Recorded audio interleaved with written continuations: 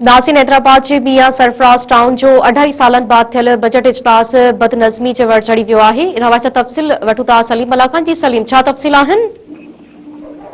जी बिल्कुल, हैदराबाद जो मियां सरफराज टाउन जो जो बजट इजलास है वो लगभग 2.5 सालन का बाद थियो आहे। इजलास बदनज़मी जे वर चढ़ियो आहे।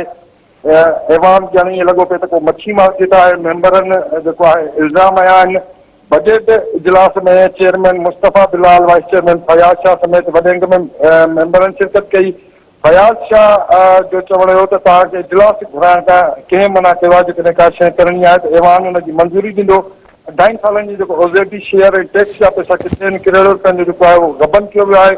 17 ग्रेड जे बजाए क्लर्कनि खे चार्ज ॾिनी वई आहे। 2.5 सालनि जो हिसाब ॾियो त रक़म किथे ख़र्च थी आहे। इन जो चवणु हो त सिंध में बदनामे ज़माना टाउन जेको आहे उहो मियां सरफराज आहे।